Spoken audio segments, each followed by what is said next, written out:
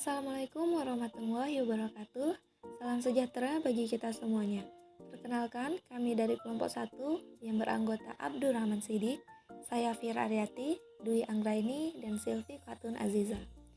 Kami dari kelas 01 PM4 Manajemen Strategik, jurusan Manajemen, Fakultas Ilmu Manajemen dan Bisnis Universitas Dinamika Bangsa Jambi. Di video ini, kami akan menyampaikan materi presentasi kami yang telah kami buat dengan tema perumusan visi, misi, tujuan, dan strategi organisasi. Kepada teman-teman pemateri, saya persilahkan. Assalamualaikum warahmatullahi wabarakatuh. Di sini saya akan menjelaskan tentang analisis perancangan visi misi.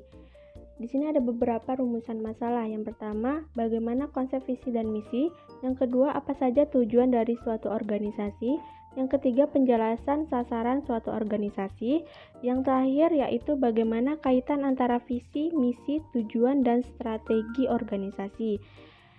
Sebelum saya menjelaskan apa itu pengertian visi misi, saya akan menjelaskan konsep dari visi misi tersebut. Visi dan misi merupakan suatu rumusan yang akan menjadi pedoman seluruh anggota suatu organisasi beserta aktivitas masyarakatnya untuk membantu dan berkontribusi untuk mencapai tujuan dan agar seluruh komponen yang terkait memiliki satu pandangan yang sama dalam mencapai tujuan. Dan selanjutnya yaitu pengertian visi dan misi. Visi di sini adalah tujuan yang hendak dicapai dan menjadi kesepakatan serta acuan bersama. Maksudnya, suatu tulisan dalam bentuk singkat yang di dalamnya pernyataan jelas dan menjadi arah dari sebuah perusahaan atau organisasi. Pengertian misi adalah cara yang akan dilakukan untuk mencapai visi suatu organisasi. Maksudnya yaitu tahapan-tahapan yang harus dilalui untuk mencapai visi tersebut. Misi juga merupakan deskripsi atau tujuan mengapa perusahaan, organisasi atau instansi tersebut berada di tengah-tengah masyarakat.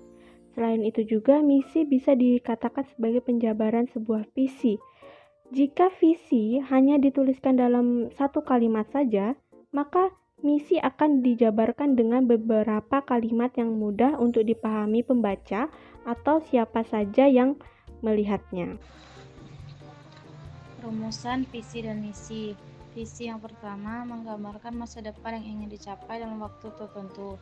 Yang kedua, visi yang dikeluarkan merupakan proses manajerial yang menjangkau ke depan. Ketiga, dapat dipercaya, meyakinkan, serta memiliki daya tarik. Kriteria yang pertama up to date, sederhana dan jelas, deskriptif sesuai nilai-nilai organisasi, inspirasional dan memberikan arah bisnis yang akan datang. Misi yang pertama landasan penyusunan perencanaan strategi yang menunjukkan pentingnya organisasi. Kedua, menyatakan kepedulian organisasi terhadap pelanggan. Ketiga, mengundang partisipasi masyarakat terhadap bidang usaha yang digeluti. Kemudian kriteria yang pertama tak kekang oleh waktu, menunjukkan bahwa organisasi bertanggung jawab, memasukkan 9 komponen mutlak. 9 komponen mutlak yaitu konsumen, produk jasa, pasar, teknologi, pertumbuhan dan profitabilitas, filosofi, konsep diri, citra publik, serta karyawan. Manfaat dari visi dan misi yaitu visi dan misi dapat memudahkan tenaga kerja untuk memahami apa yang menjadi tujuan dari pekerjaannya. Oleh karena itu, visi dan misi sangat berpengaruh untuk meningkatkan motivasi dan semangat karyawan saat bekerja. Baiklah, selanjutnya yaitu tujuan organisasi. Organisasi dibentuk untuk mencapai tujuan yang telah ditetapkan oleh pimpinan dan anggotanya. Yang pertama, tujuan organisasi bisnis, yaitu untuk meningkatkan profitabilitas atau keuntungan. Terus yang kedua ada organisasi publik. Tujuannya yaitu untuk memberikan pelayanan publik yang lebih baik ke masyarakat. Kemudian tujuan organisasi secara umum yaitu satu, mencapai merealisasikan cita-cita bersama. Kedua, mendapat keuntungan bersama. Tiga, mengatasi keterbatasan dan kemampuan pribadi untuk mencapai tujuan bersama. Kemudian keempat, mendapat pengakuan dan penghargaan. Kelima, memberikan pengalaman dan interaksi antar anggota dan organisasi lain. Selanjutnya, yakni sasaran organisasi.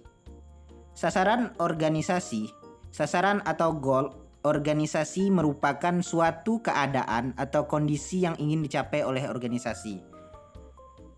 Yang pertama ada sasaran primer, yakni sasaran utama yang meliputi memperoleh laba, mempertahankan kelangsungan hidup. Kemudian ada sasaran resmi, yakni sasaran tertulis yang tertuang pada akte pendirian.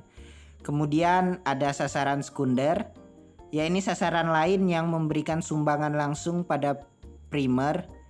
Kemudian ada sasaran aktual, yakni sasaran yang sebenarnya diinginkan yang lebih konkret dan berjangka pendek. Terima kasih, kembali kepada rekan saya Fira Aryati.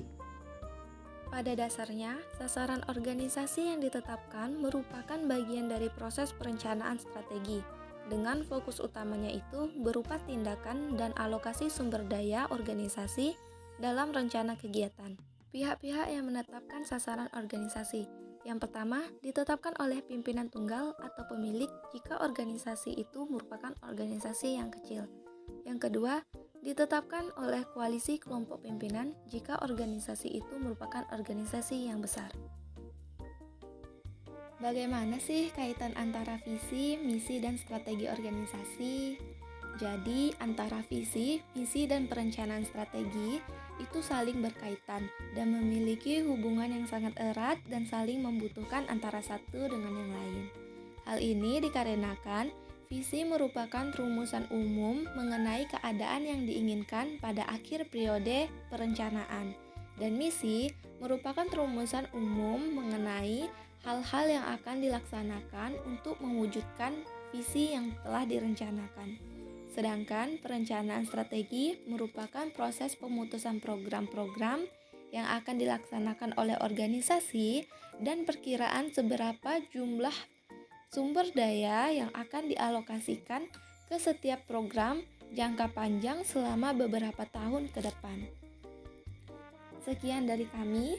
Jika ada yang ingin ditanyakan, silahkan komen di bawah. Terima kasih telah menyaksikan. Semoga dengan presentasi ini dapat menambah wawasan teman-teman semua. Wassalamualaikum warahmatullahi wabarakatuh.